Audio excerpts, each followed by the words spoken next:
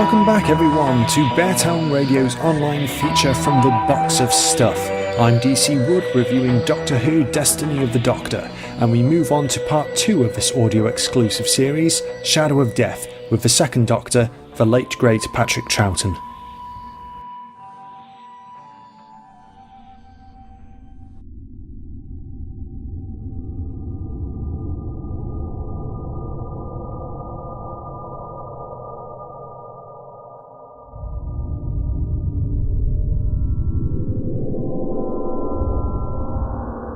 Aye, I remember the last time you tried to mend the TARDIS. There was an almighty explosion. Yes, well, that was hardly my fault. Well, maybe it was my fault. But it was a mistake anyone could make. Well, so long as this new gadget hasn't put us in danger. I'm perfectly safe, Jamie.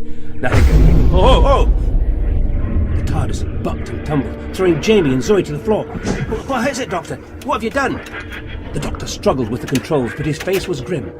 Whatever it is, the controls won't respond. There's nothing I can do. Part 2 of the Destiny series sees the Doctor with arguably his greatest companions in tow, Jamie McCrimmon, Frazer Hines, and Zoe Herriot, Wendy Padbury. Taking place long before the tragic events of the War Games, Shadow of Death finds the time travellers forced into an emergency landing on a planet orbiting a pulsar, powerful enough to actually warp time itself. Upon meeting the human colonists and scientists stationed on the planet, the Time Lord and his companions come under an attack by a mysterious shadow that kills on touch. Shadow of Death is written by Simon Guerrier and primarily narrated by Frazer Hines, resuming his old role as Jamie. He's joined by Evie Dawnay in the secondary role of Sophie. Jamie nodded seriously, then turned to Zoe. She sighed. A pulsar, she said, is a star that exploded. It's a stellar core. That one might be smaller than a city, but it's got 5 times the mass of Earth's sun. Shadow of Death is certainly a different style of tale than, say, Hunters of Earth. This is perhaps the most action-based entry in the entire Destiny series, and that's a good thing for this second Doctor tale. Simon Guerrier provides a very tense and taut story, with his writing making the events claustrophobic and full of dread.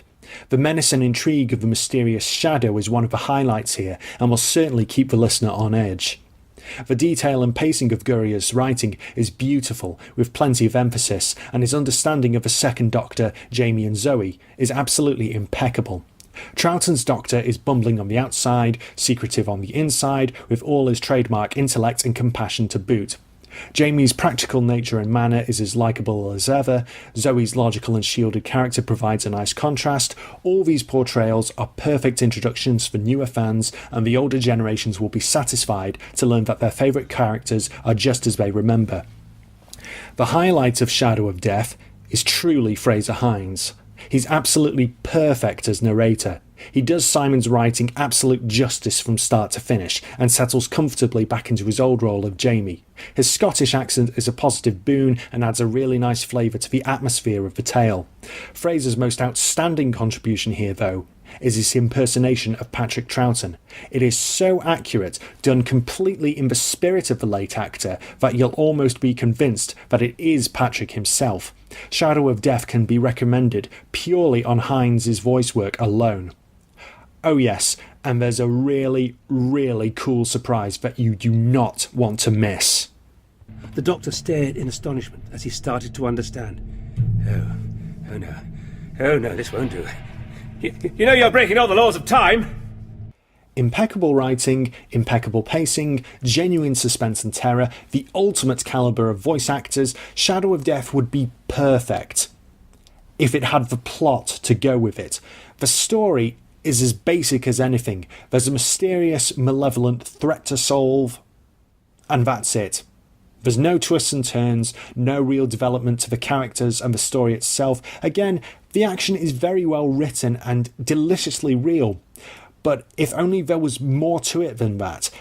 It could have been the best part of Destiny of the Doctor, and while Evie Dawnay is colourful as Sophie, particularly with her ace Russian accent, the character of Sophie herself is a bit flat, sadly. You're saying this base is made to stand all that? Yes, exactly, Jamie. I keep telling you. We're safe. I wouldn't count on that. Although Hunters of Earth possesses a better plot and use of character, Shadow of Death is a superior second part in Destiny of the Doctor, simply because of its pacing, its action, the psychological terror aspect of the tale, and the richness of the audio.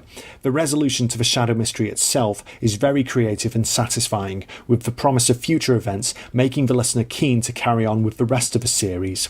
Both Frazer Hines and Evie Dawnay deserve top praise for their performances, and the music and sound effects are the icing on the cake.